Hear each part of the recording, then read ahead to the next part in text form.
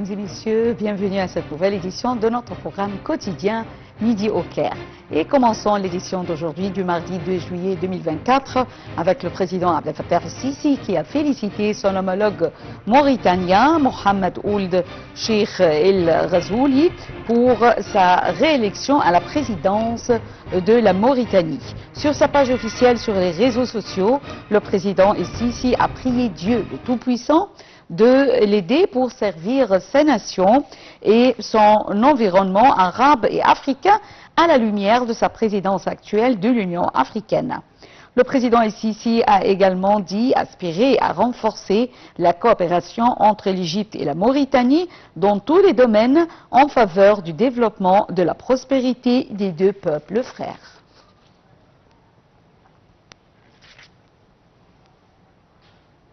Le chef de la diplomatie, Samar Choukri, a apprécié les efforts déployés en Égypte par le programme de développement des Nations Unies. Choukri a aspiré à ce que ce programme déploie davantage d'efforts durant la prochaine phase pour soutenir les priorités du gouvernement en ce qui concerne les projets de développement qui visent à créer de nouvelles chances d'emploi, à attirer les investissements étrangers et également à augmenter le volume de la production.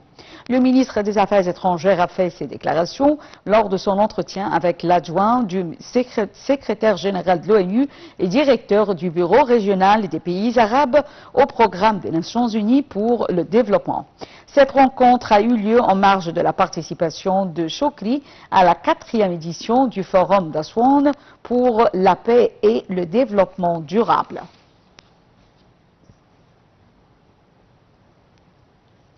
Le Premier ministre, Dr Mostafa Madbouli, a déclaré que l'Égypte tient à aborder les problèmes et les crises internationales dans les perspectives des opportunités prometteuses de développement et de réformes économiques qui leur permettent d'obtenir une part équitable de la croissance et du développement durable.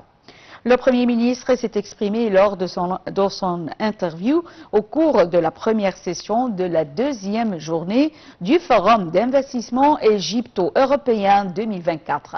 Un commentaire.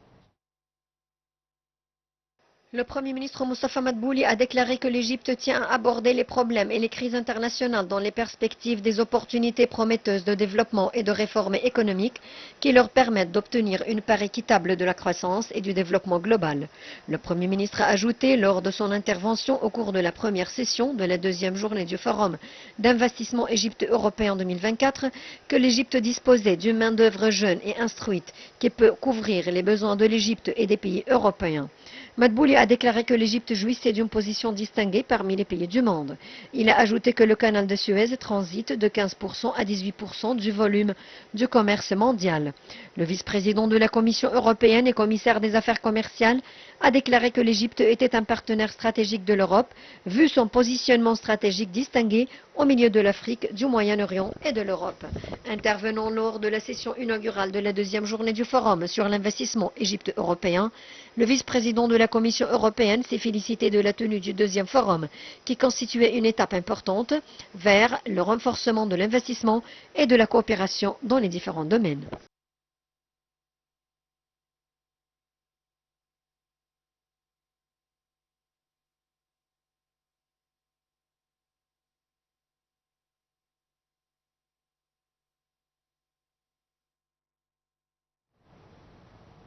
Le Premier ministre, Dr Mostafa Madbouli, a rencontré en marge de la conférence conjointe égypto-européenne 2024 sur l'investissement la présidente de la région Afrique du Nord et le vent de la société italienne Eni, Martina Opisi, ainsi que la délégation qui l'accompagnait.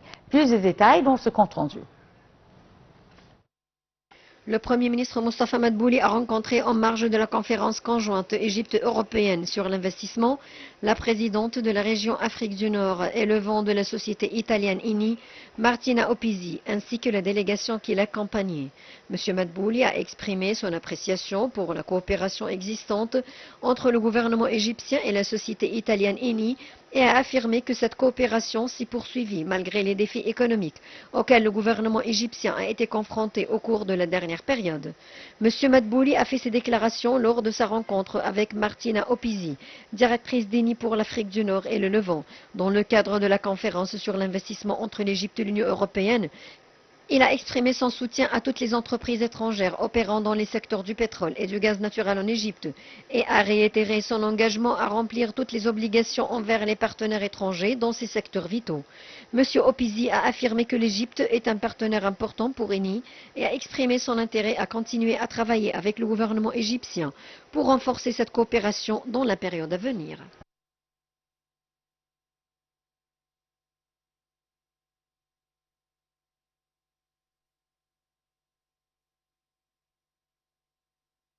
Le Premier ministre, Dr Moustapha Madbouli, a assisté à la signature d'un protocole d'accord pour la production de l'ammoniac vert d'un montant de 33 milliards de dollars.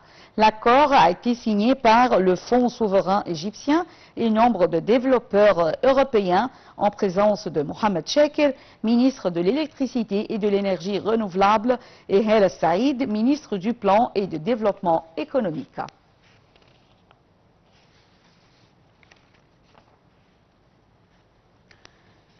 Le ministre, ou plutôt la ministre de la coopération internationale, Rania Al-Marchat, a signé et a assisté à la signature de 2 accords d'une valeur de 621 millions de dollars avec la Banque européenne d'investissement, BEI, et le Fonds de capital investissement, SPE, pour soutenir les industries vertes durables, GSI, et renforcer les investissements en action dans les entreprises lors des activités de la conférence Égypte-Europe sur l'investissement. La ministre de la Coopération internationale et la ministre de l'Environnement, Yasmine Fouad, ont signé avec le directeur général de l'Union européenne pour le voisinage et les négociations d'élargissement Green Jan Koopman et la vice-présidente de la BEI, Gelsomina Viglotti, un accord concernant le projet d'industrie verte durable d'une valeur de 271 millions d'euros et d'une subvention de l'Union européenne d'une valeur de 30 millions d'euros gérée par la BEI en plus du financement de l'Agence française de développement et d'autres organismes de financement.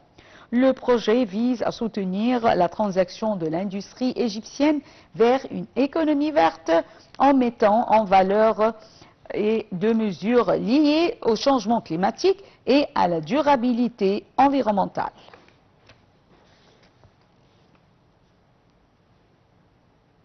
Le gouvernement égyptien a l'intention d'intensifier ses efforts pour stimuler le tourisme en provenance de la Russie au cours de la prochaine période. Dans ce contexte, le directeur général de l'autorité générale pour la promotion du tourisme en Égypte, Amr El-Azdi, a tenu plusieurs réunions avec un groupe d'entreprises touristiques et de voyagistes russes s'occupant de destinations touristiques égyptiennes. Les réunions ont discuté des plans opérationnels de ces entreprises pour la destination touristique égyptienne au cours de la saison touristique estivale et hivernale, en plus d'identifier les défis auxquels elles sont confrontées et de travailler pour les résoudre. Au cours des réunions, il a exhorté d'attirer davantage de touristes alors que des représentants des entreprises touristiques et les voyagistes ont indiqué avoir développé un produit touristique culturel, notamment le nouveau produit culturel au Caire, qui comprend des sites touristiques et archéologiques inclus dans les programmes touristiques mettant en œuvre pour la destination touristique égyptienne en tant que lieu facultatif pourrait être visité en plus de la visite de la ville de Rugdaka et celle de Sharm el-Sheikh.